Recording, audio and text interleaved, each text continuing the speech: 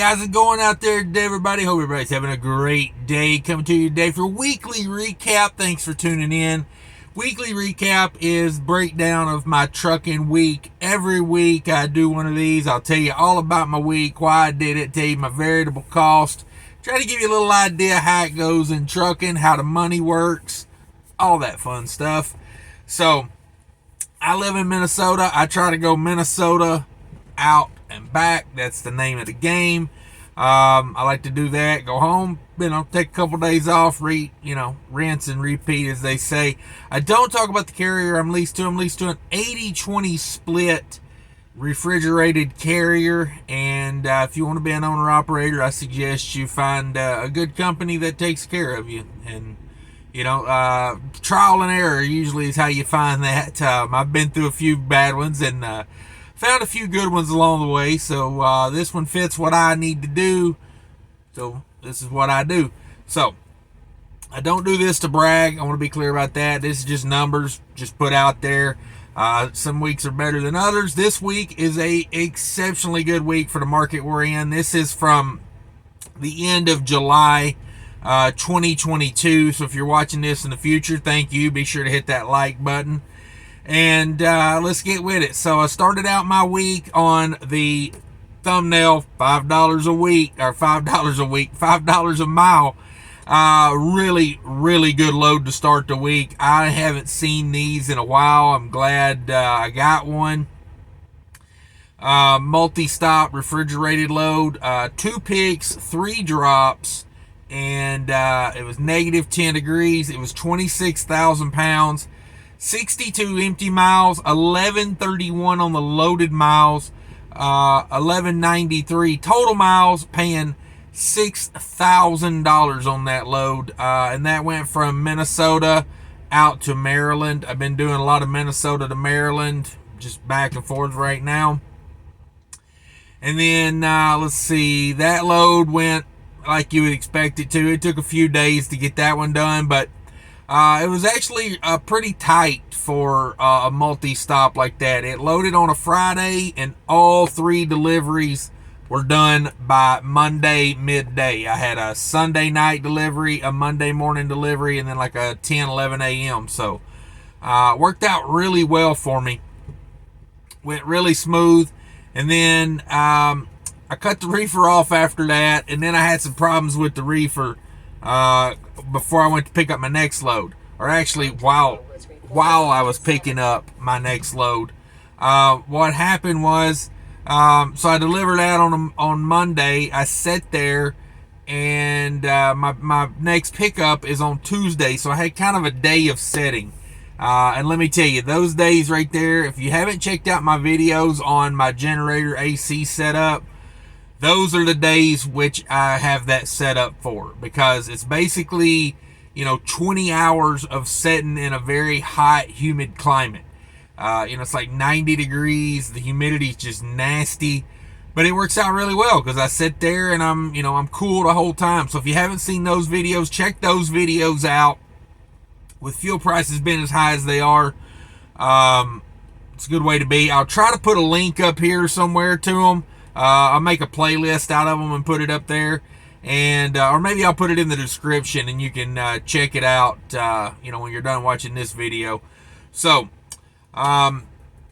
next load, I go over to pick it up. I'm pre-cooled to I think it was 30 degrees, 28, 30 degrees, something like that. I'm pre-cooled.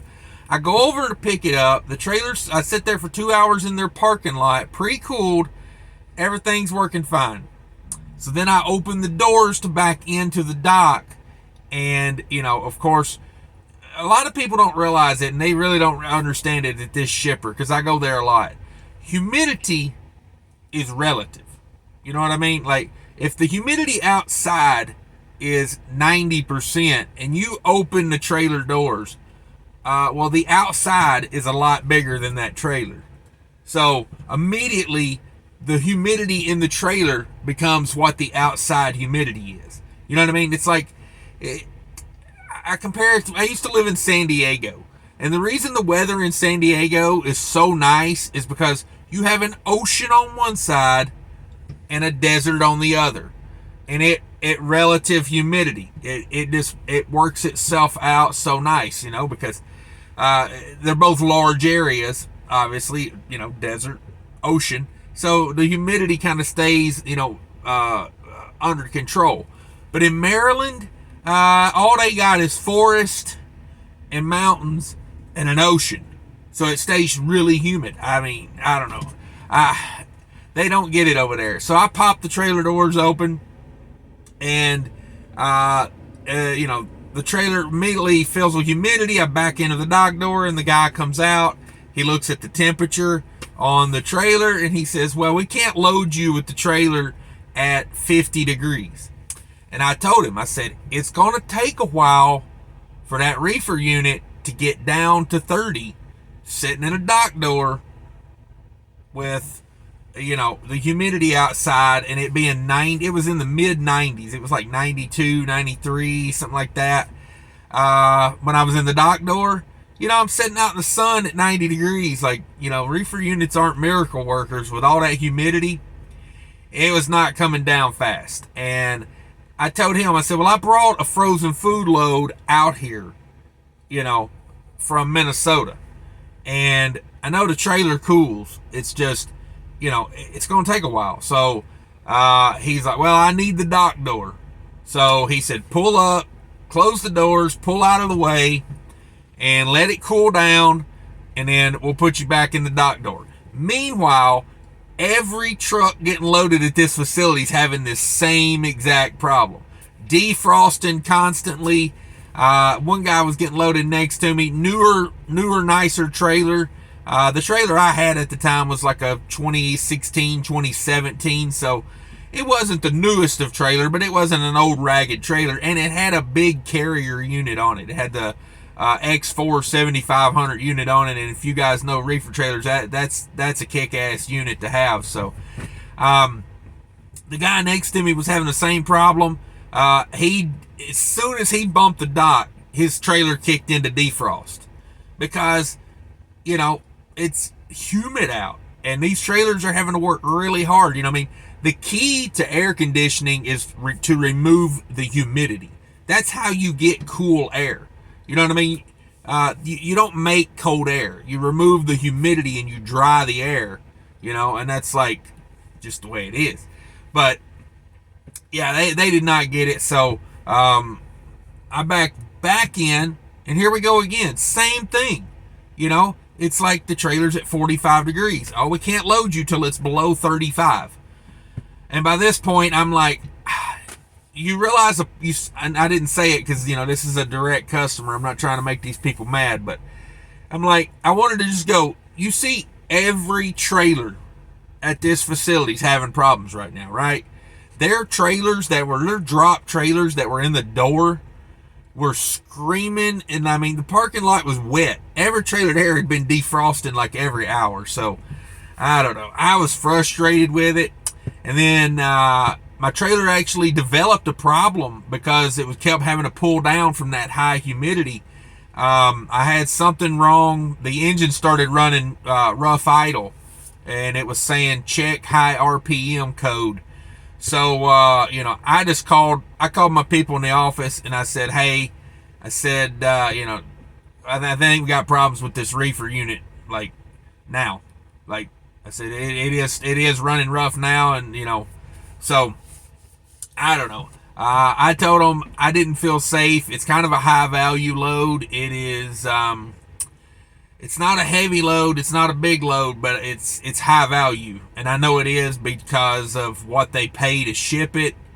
It just wouldn't be worth shipping it if it wasn't worth some money, because you're only moving like 7 or 8 pallets of it, and they're literally, the boxes are 1 to 2 layer on the pallet. I mean, it's I'm pulling the same exact load right now, matter of fact, and it's it's like 5,000 pounds. So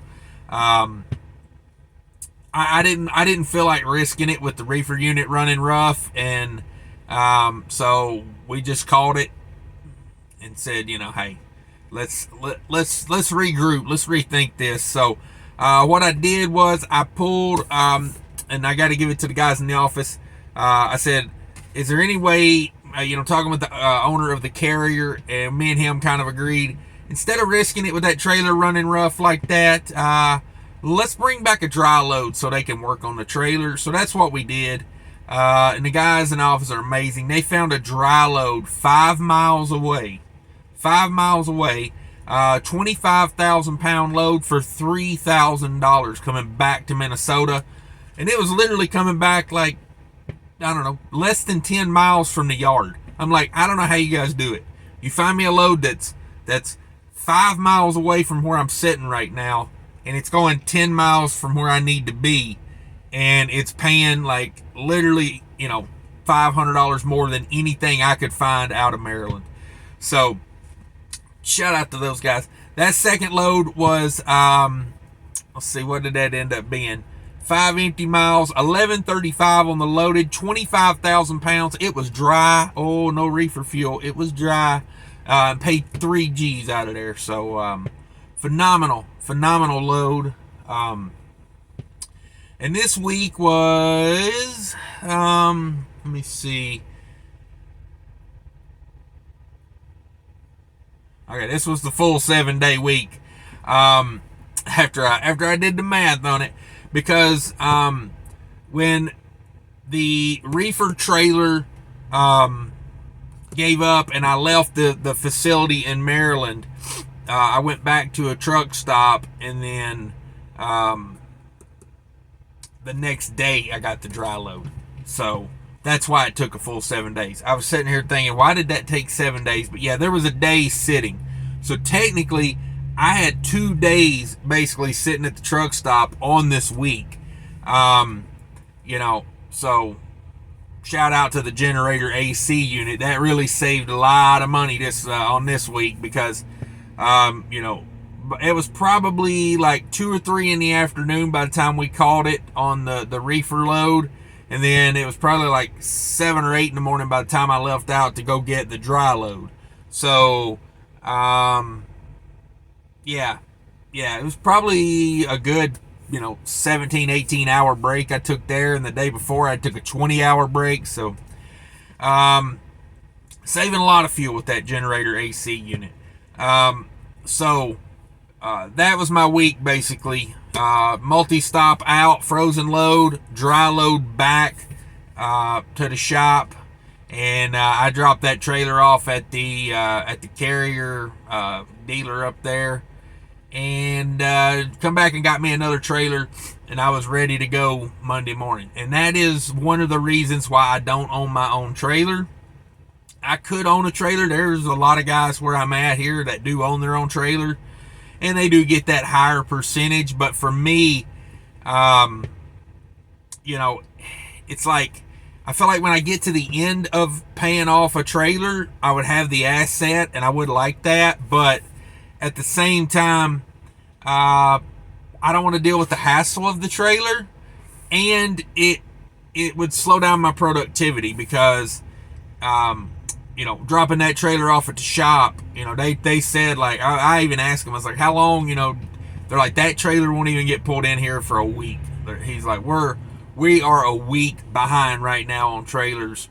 And, then you figure, finding parts and fixing it, that thing's probably going to sit there for 2 weeks. So, didn't bother me. I actually just went back to the yard, parked the bobtail, and, when I got to the shop Monday morning, I called them and told them Friday or Saturday, whenever, I think I dropped the trailer off on a Friday. I called them and I said, hey, I dropped that trailer off. I need another trailer. And they said, we'll take care of it. So I parked my truck bobtail on Friday.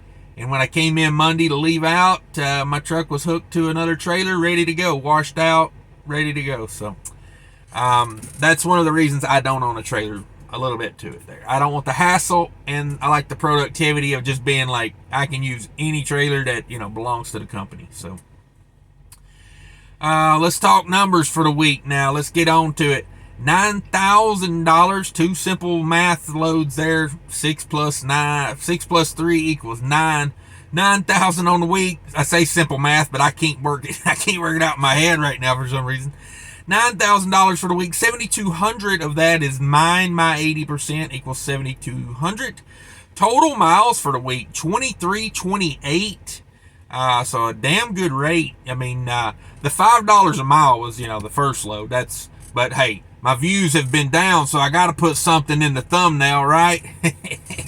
I think that's how the big YouTubers do it. When your numbers go down a little bit, you start putting stuff like that in there. So I'm gonna follow the lead on that one. 67 empty miles, 2261 on the loaded miles. I did not do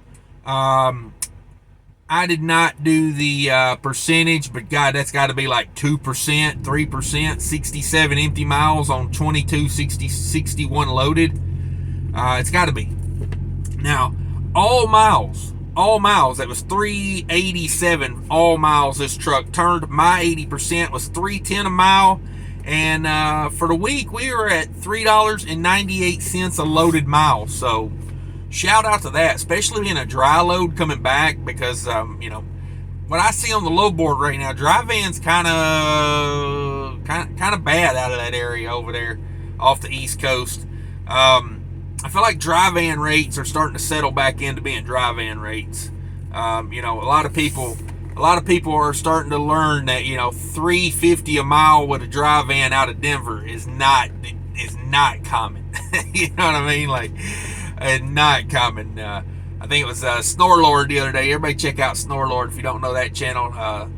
Check out, just put in like Snorlord Trucking, it'll come up. He's the Metal Viking trucker, I think it was his name. But he was talking about rates out of Denver the other day on one of his live shows he does in the morning, and yeah, talking like, you might get $1.80, $1.60. I was like, whew, yeah, sounds like dry van went back to being dry van.